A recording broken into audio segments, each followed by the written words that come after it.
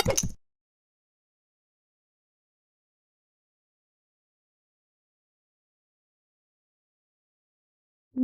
બાળકો, ધોરણ 3 ગણિત. ચાલો આજે આપણે સ્વાપોથીમાં જોઈએ. સ્વાપોથીમાં આપણું ચેપ્ટર પૂરું થઈ ગયું. હવે જે ગૃહ કાર્ય છે ને એ સમજી લઈએ. એમાં પ્રશ્ન નંબર 1 પેલું છે, છૂટા કેવી રીતે આપશો? જોડકા જોડો.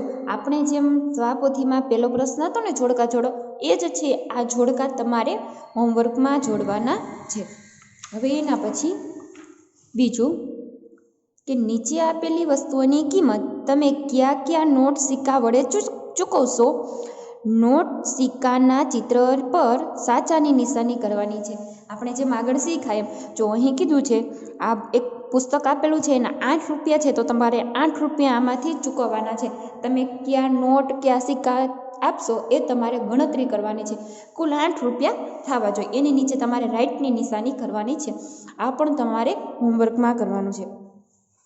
ચાલો એના પછી ત્રીજો, દાખલા ગણો. હવે આ દાખલા ગણવાના છે. એમાં પહેલું કે 6 રૂપિયા 50 પૈસા અને 19 રૂપિયા 50 પૈસાનો સરવાળો કરી રૂપિયા 45માંથી બાદ કરો. હવે પહેલાં તો આ બંનેનો શું કરવાનો છે? સરવાળો કરવાનો. જે સરવાળો થઈ જાય ને એને 45માંથી આપણે શું કરી નાખવાનું છે? બાદ કરવાનું છે.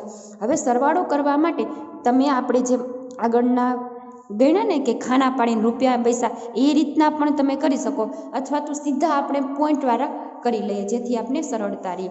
આપણે કીધું 6 રૂપિયા 50 પૈસા. હવે 6 રૂપિયા 50 પૈસા એટલે આમ થાય બાળકો 6.50. પછી વધતા તમારે નહીતર તો ઓલી રીત કરવાનું. આપણે આગળના દાખલામાં કર્યું કે રૂપિયા પછી બાજુમાં પૈસા અને ઊભો આપણે એનો સરવાળો કરતા કે રૂપિયાનું ખાનું અલગ અને પૈસાનું ખાનું, એ પણ રીતે તમે કરી શકો અને પોઈન્ટ મૂકીને પણ કરી શકો. એના પછી 19 રૂપિયા અને 50 પૈસા, તો અહીં આપણે મૂકવાનું 19.50. હવે આ બંનેનો આપણે પહેલાં સરવાળો કરી લઈએ. ચાલો 0 + 0 0, 5 ને 5 10 ની 0, વિદા પડી 1 અને પોઈન્ટના પોઈન્ટ. ચાલો 9 ને 1 10, 10 ને 6 16, 16નો છગડો, વિદા પડી 1, 1 ને 1 2. તો કુલ રૂપિયા કેટલા થયા? 26.00. આ આપણા કુલ રૂપિયા થઈ ગયા. હવે 45માંથી 26.00 બાદ કરવાના છે.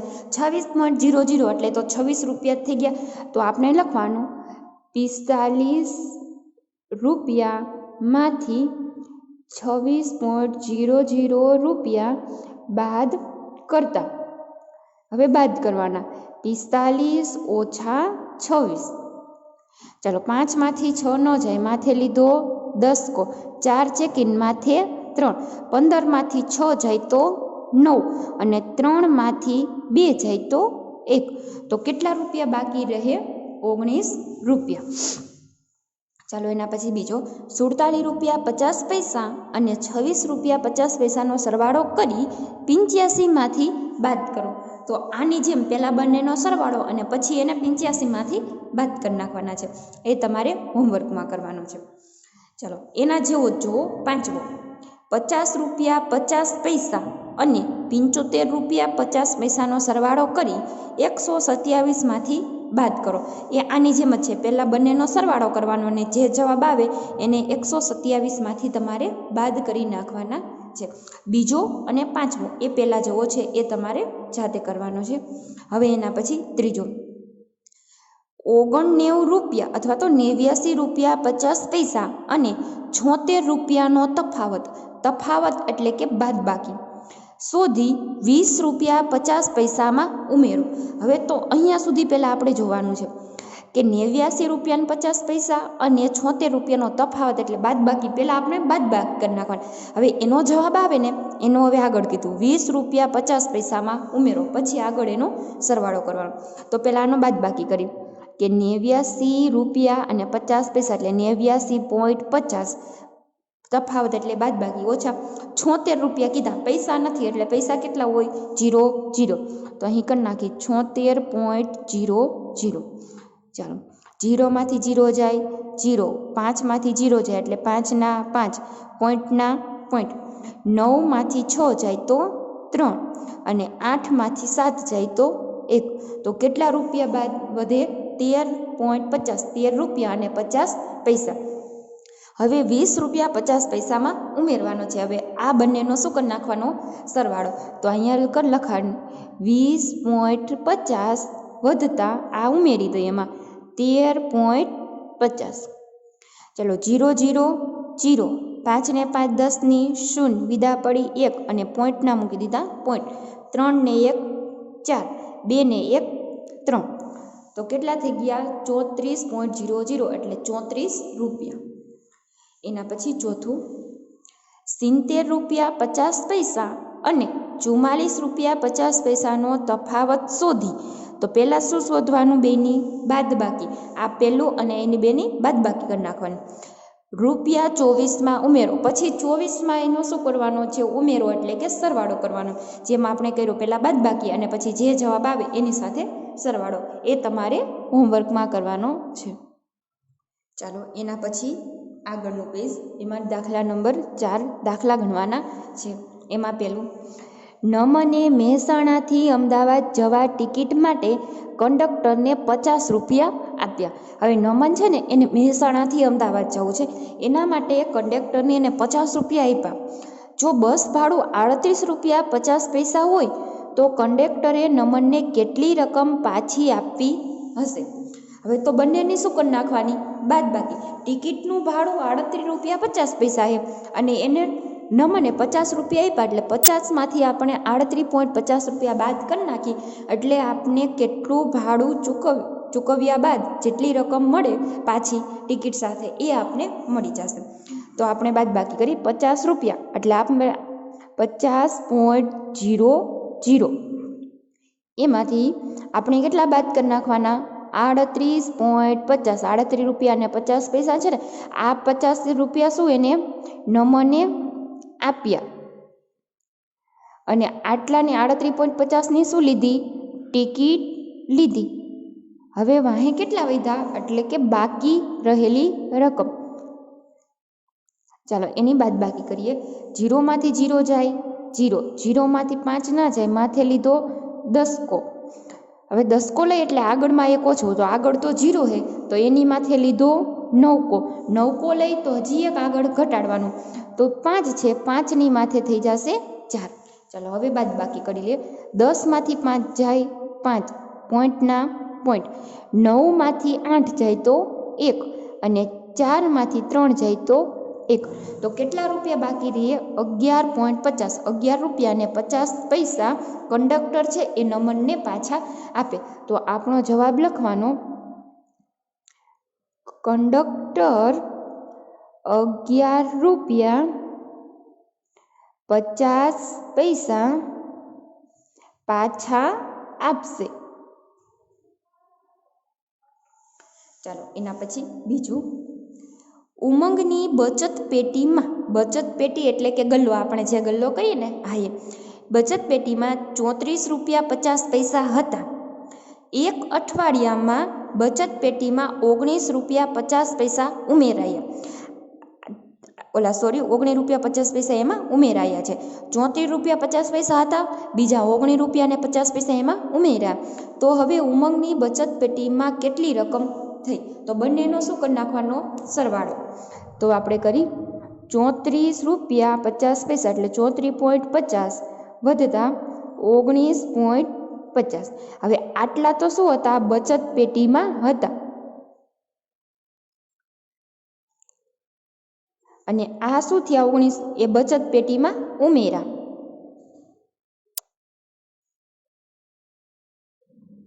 ચલો હવે કુલ રકમ આપણે કરી નાખવાની છે કે કેટલી થશે.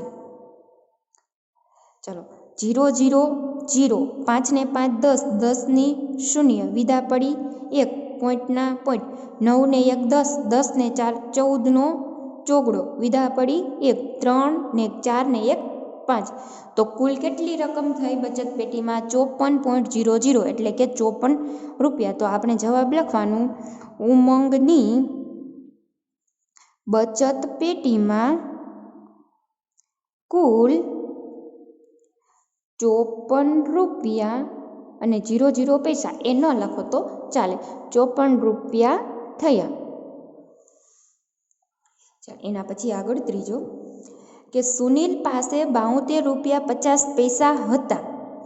તેમાંથી તેણે વિકલાંગ સહાય ફાળામાં, એટલે કે જે બાળકો વિકલાંગ હોય, વિકલાંગ કોને કહેવાય કે કોઈ બાળકનો પગ ના હોય, કોઈનો હાથ ના હોય, એ રીતના હોય ને એ બાળકોને વિકલાંગ કહેવામાં આવે છે. વિકલાંગ ફાળામાં 15 રૂપિયા 50 પૈસા આપ્યા, એટલે એના ફાળા માટે એને આટલા રૂપિયા દાન કર્યું. તથા પૂર સહાય ફાળામાં 44 રૂપિયા 50 પૈસા આપ્યા. પૂર એટલે કે જ્યાં વધારે વરસાદ થયો હોય અને પૂર આવ્યું હોય એના ફાળામાં એને 44 રૂપિયા 50 પૈસા આપ્યા.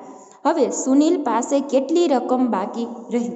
હવે ટોટલ રૂપિયા એની પાસે 72 રૂપિયા ને 50 પૈસા હતા. એમાંથી વિકલાંગ માટે 15 રૂપિયા ને 50 પૈસા આપ્યા. વળી બીજી સહાય માટે એને 44 રૂપિયા ને 50 પૈસા આપ્યા. તો હવે એની પાસે કેટલી રકમ બાકી રહી એ આપણે ગણતરી કરવાની છે. ચાલો બાળકો, એની ગણતરી આપણે બે રીતના કરી શકશું. તો પહેલી રીત જોઈએ કે 72 રૂપિયા 50 પૈસા છે ને એમાંથી પહેલાં જે વિકલાંગ માટે એને ફાળો આપ્યો ને 15 રૂપિયા 50 પૈસા એ બાદ કરી નાખવાનું. એટલે જે જવાબ મળે ને એને પાછો 44 રૂપિયા 50 પૈસામાંથી બાદ કરો. એટલે આપને કુલ ખબર પડે કે સુનિલ પાસે હવે કેટલા રૂપિયા બાકી રહ્યા.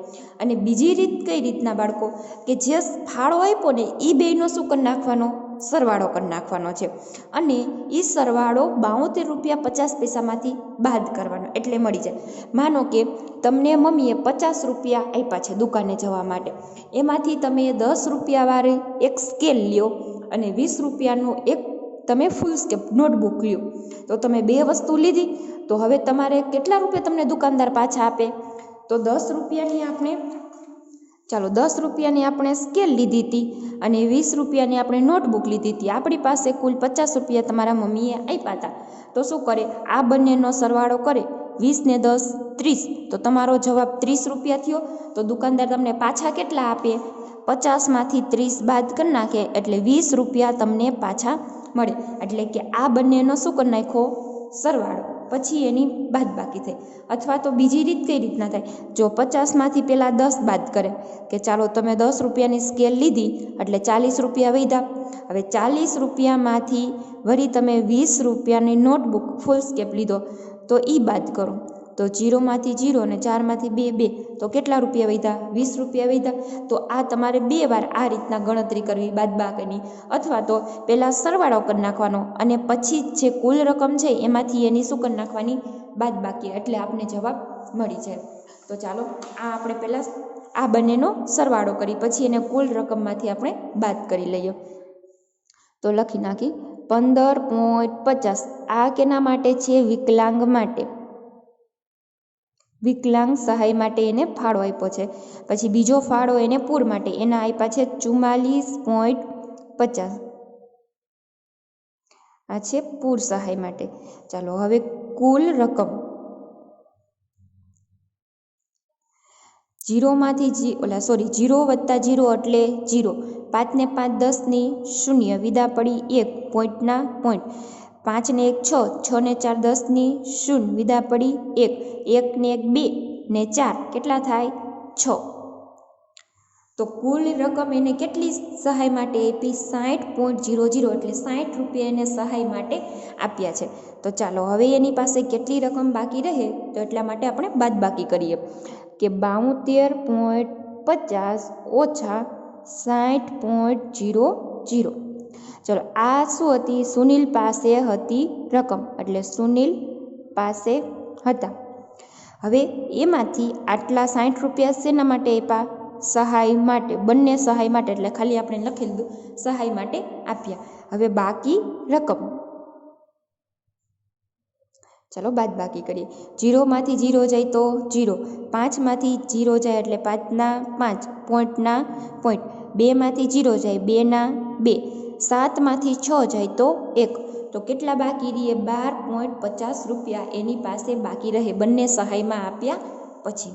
હવે એના પછી ચોથો, હર્ષદે 47 રૂપિયાની એક રંગપેટી ₹18.50 એક પીછી તથા ₹22.50 કોરા કાગળ ખરીદ્યા. હવે હર્ષદે 3 વસ્તુ લીધી.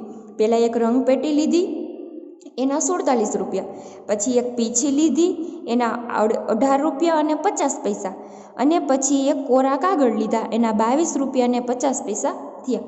હર્ષદે દુકાનદારને ₹100 આપ્યા, તો દુકાનદાર હર્ષદને કેટલી રકમ પાછી આપશે? તો એના માટે શું કરવાનું? પહેલાં જે વસ્તુ લીધી એનો સરવાળો અને એને 100માંથી બાદ કરવાના છે. તો ચાલો પહેલાં સરવાળો કરી લે. ₹47 છે એટલે ખાલી આપણે કરી નાખીએ 47.00. આની શું છે? રંગ પેટી.